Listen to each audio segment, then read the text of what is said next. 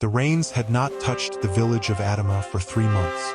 The air was dry as ash, the ground split open in thirsty cracks, and the riverbed lay bare, only snakes slithering through its dusty veins. Superstition festered like rot in the hearts of the people, and when hunger came knocking, they looked for someone to blame.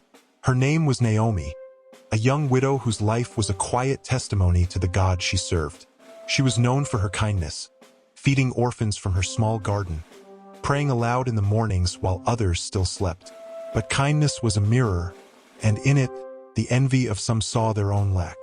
When the drought lingered, the elders whispered, "The gods are angry. This woman refuses to pour libation or kneel to the shrine. She curses us with her stubborn faith." One night they came for her. 5 men dragged her from her hut, the torchlight casting trembling shadows over her face. Children cried from doorways as women peered through cracks in their walls. The chief's voice thundered, "If the heavens will not open, let us cast out the curse among us." They took her to the edge of the forest, a place feared for the shrieks that echoed at night and the bones buried in its roots. A pit lay open before her, dug deep as a grave, its sides crawling with damp earthworms. "Renounce your God," they said. Naomi's voice shook but did not break. "I will not bow to wood and stone. The Lord is my refuge." A murmur ran through the crowd. Someone spat at her feet.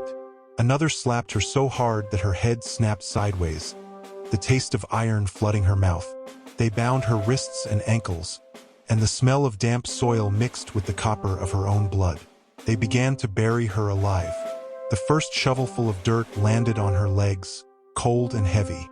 Another followed, clumps of earth pressing into her chest.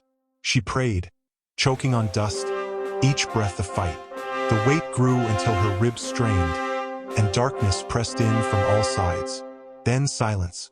A sudden wind tore through the gathering, strong enough to snuff out their torches. The forest groaned, branches snapping like bones. From the sky came a sound, not thunder, but a deep, resonant roar that shook the ground beneath them.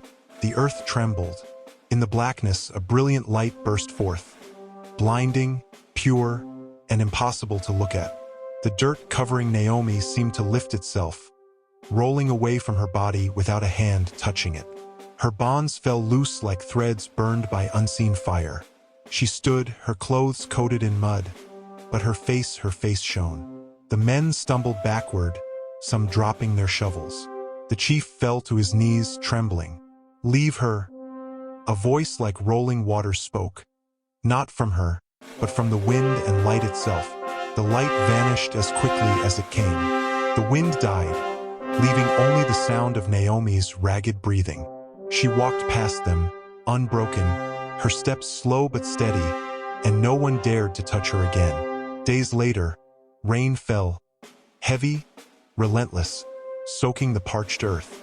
And from that day, none in Adama dared raise a hand against her. Some even came to her door, asking about the God who had stood still for her. Naomi would only smile, eyes glistening. "When the world buried me," she said, "he remembered my name."